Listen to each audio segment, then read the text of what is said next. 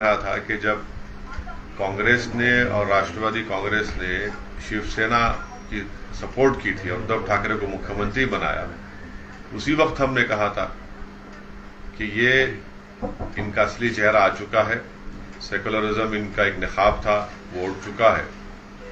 और उसके बाद से आप देख रहे कैसे कैसे चेंजेस और तब्दीलियां पैदा हो रही हैं। सर, पंतप्रधान ने अरबी में भाषण किया है अबू धाबी में। हाँ, क्या कहेंगे आप इसको? ऐसा है ना, आप लोग जो है मोहब्बत में, वो उर्दू में एक वर्ड है गुलू, माने उसमें आप लोग डूब जाते हैं। अब वो शाम में अगर टेलीप्रॉम्प्टर रहा, वो देख के बोल दिए अच्छा करे, क्या है उसमें क्या है? आप लोग इतना क्यों आसमान सर उठा ले रहे? मैं भी थोड़ी बहुत कुरान पढ़ दूं, आयत पढ़ दूं, तो उसमें क्या है? तो वो टेलीप्रॉम्प्टर पे उनको लिख के दे दिए प्रधानमंत्री को, वो बोले। और दुबई जो हमारा स्ट्रेटेजिक पार्टनर बना हुआ है, और दुबई में भारत के बहुत बड़ी तादाद में लोग रहते हैं, वहां से बहुत बड़ा हमको फॉरेन एक्सचेंज आता है। और तीसरा, दुबई एक बहुत बड़ा भारत का ट्रेड पार्टनर भी है। तो ये बात है जी। सर, मुल्क में कई जगह पर बड़े बड़े आंदोलन हो रहे हैं, उसे आप किस तरह देख सकते हैं? देखिए, जहां तक आप फार्मर एजुटेशन की बात कर रहे हैं, मेरा मानना ये है कि एमएसपी के ताल्लुक से कानून बनना चाहिए। स्वामीनाथन साहब की जो रिकमेंडेशन है उसको कबूल करना चाहिए। और तीसरा, अगर कोई प्रोटेस्ट करना चाहता है तो उनको प्रोटेस्ट करने की जगह दीजिए। आप दिल्ली में आप प्रोटेस्ट ही नहीं करना, ये क्या मतलब है? उनको प्रोटेस्ट करने दीजिए ना। प्रोटेस्ट से क्या? प्रोटेस्ट तो एक फंडामेंटल राइट है जमहूरियत में। और एमएसपी की गारंटी का कानून बनना चाहिए। स्वामीनाथन साहब की जो रिकमेंडेशन उसको कबूल करना चाहिए। उन पर जो केसेस है अब तक विड्रॉ नहीं हुए, वो केसेस विड्रॉ होना चाहिए। बीजेपी का ये कहना है कि 370 के पार हमें इस बार जाना है। हाँ, तो ये देश की जनता को, खास तौर से हम जो मेजॉरिटी कम्युनिटी के जिम्मेदार लोग हैं, हम उनसे भी अपील करेंगे कि तीसरी मर्तबा देश के प्रधानमंत्री नरेंद्र मोदी को बनने से हमको पूरी कोशिश करनी चाहिए। जहां तक हमारा ताल्लुक है, हम तो कोशिश करते आ रहे हैं। अब ये जो पॉलिटिकल पार्टीज जो अपने आप को सेक्युलर बोलती हैं, उनमें खुद एक अफरा तफरी का माहौल बना हुआ है। अब आप बताइए कि जो मुख्यमंत्री थे महाराष्ट्र के अशोक राव साहब, वो चले गए बीजेपी में और उनको राज्यसभा मिल गया। तो इससे क्या मैसेज जा रहा है? और फिर वही दोहरा रहा हूं कि उद्धव ठाकरे को आपने मुख्यमंत्री बनाया तो आपसे वहां से शुरू हो गया सब चीजें ये। और तो ये है, अब बोरे पे मध्य प्रदेश के भी एक सीएम जा सकते हैं, नहीं मालूम जाएंगे नहीं जाएंगे। पंजाब में कोई है वो जा सकते हैं। फिर कोई एक इनका एक नेता है मुंबई का, वो अजीत पवार के साथ चला गया। और वो साहब जो हैदराबाद में कांग्रेस के ऑब्जर्वर उनके साथ क्या है, वो जो सेलेक्ट करते कैंडिडेट्स को, उसको कमेटी का आदमी था। इतने बातें किया मेरे पर्सनली मेरे खिलाफ, सब जो ही पुराने झूठे इल्जाम, आज आप चले गए। तो ये हम शुरू से बोल रहे, ये असल यही लोग हैं जो अल्पसंख्यक समाज को डुबाते हैं और वोट लेते हैं। और दलित मुसलमान का पॉलिटिकल एक्सप्लॉयटेशन यही लोग करते आए। अब देखिए क्या कर रहे हैं। सर, अगर इंडिया अलायंस की बात की जाए तो आपको लगता है कि कामयाब होंगे मुत्तहिद होकर? और अगर आपको ऑफर आता है इंडिया अलायंस से तो क्या आप उधर जाएंगे? देखिए, अब तक तो कोई ऑफर नहीं आया तो उस पर कैसा विचार करेंगे हम? इम्तियाज साहब ने तो ओपन ऑफर दिया था, आपको याद होगा, कई महीने पहले। एक ने दो मरतबा इम्तियाज साहब बोले, तो उसके बावजूद भी कोई बात नहीं है। तो ठीक है, हम अपनी कोशिश को जारी रखेंगे।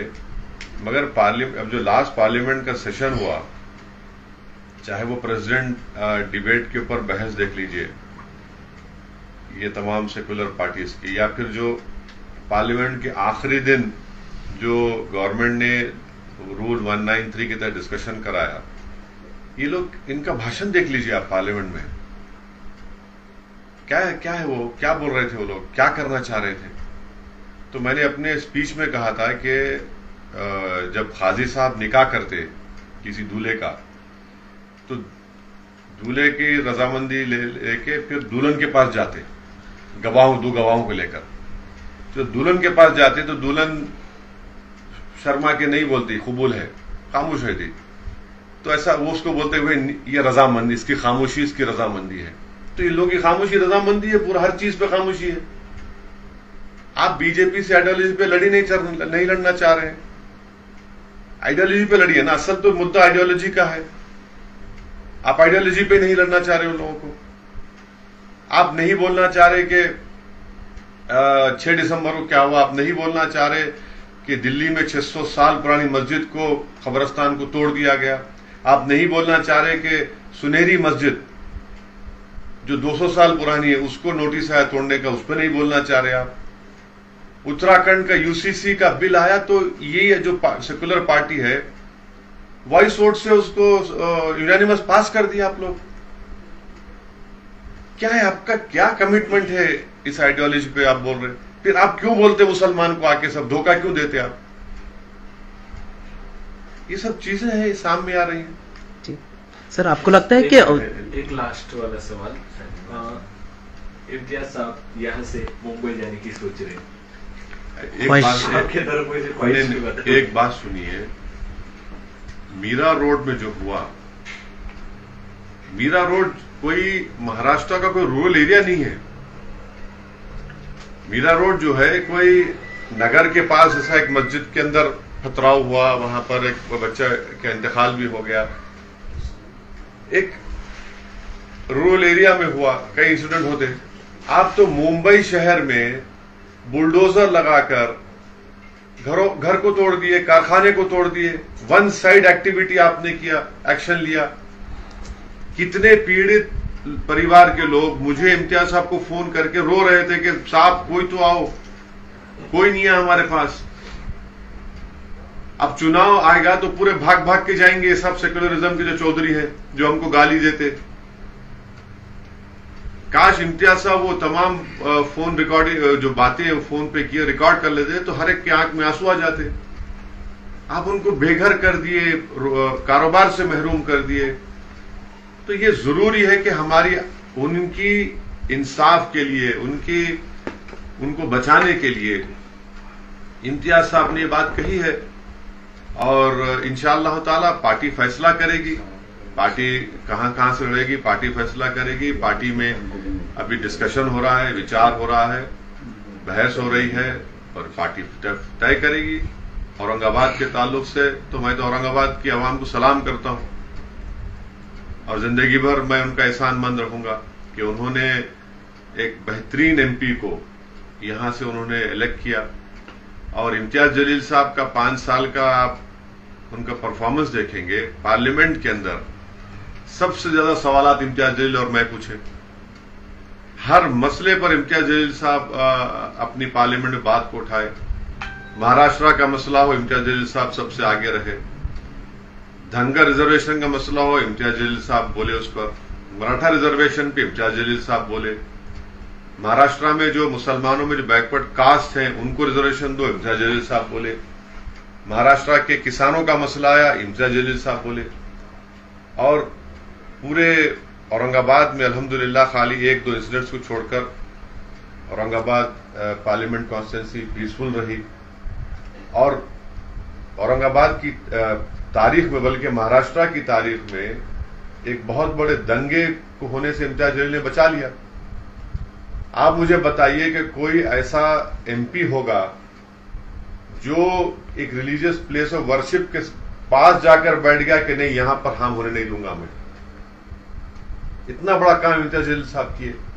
तो यकीनन औरंगाबाद की आवाम के लिए इम्तियाज जलील साहब बेहतरीन खिदमत की और इंशाअल्लाह ताला वो खिदमत करते रहेंगे। पार्टी फैसला करेगी इसमें ज्यादा आप लोग उसको स्ट्रेच मत करिए। सर, आपको अक्सर अक़लियतों का नेता माना जाता है। आपको लगता है कि जो हिंदुस्तान में मुसलमान रहते हैं उन्हें डराया जा रहा है, कभी मॉब लिंचिंग के नाम पर, कभी एटीएस के नाम? मैंने तो ये तमाम बातें अपने पार्लियामेंट लास्ट सेशन में जो प्रेसिडेंट डिबेट हुआ था उसमें कही है। आज भारत के जो मुसलमान हैं जिनकी आबादी 17 करोड़ है, वो अपने आप को ऐसा महसूस करते हैं जिस तरह हिटलर के जमाने में यहूदी महसूस करते थे अपने आप को। मैंने पार्लियामेंट में बात कही है ये, इसमें क्या, उसमें और छुपाना क्या है उसमें? मैंने यहां तक कह दिया कि हमको भारत के प्रधानमंत्री पर अब यकीन नहीं रहा है, क्योंकि वो उनकी ही सरकार में सब चीजें हो रही हैं। आप बताइए हल्द्वानी में क्या हुआ है, किस तरीके से वहां पर पुलिस फायरिंग में लोगों को जान ले चली गई उन लोगों की।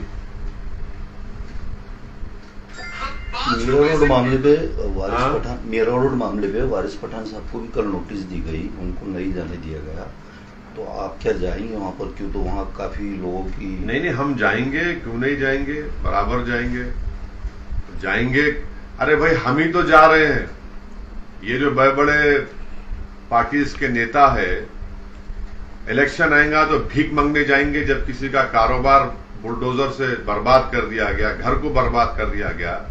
ये लोग बेशरम है, ये लोग कि इंसान की तकलीफ इनको दिखती नहीं, वोट के लिए जाकर अपनी गरज के लिए खुदगर्ज लोग हैं ये लोग।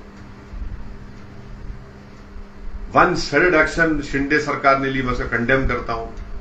बुलडोजर चलाते आप, इतने साल से क्या कर रहे थे? ये आपको सरकार चलाएंगे, बुलडोजर चलाएंगे या संविधान चलाएंगे आप लोग?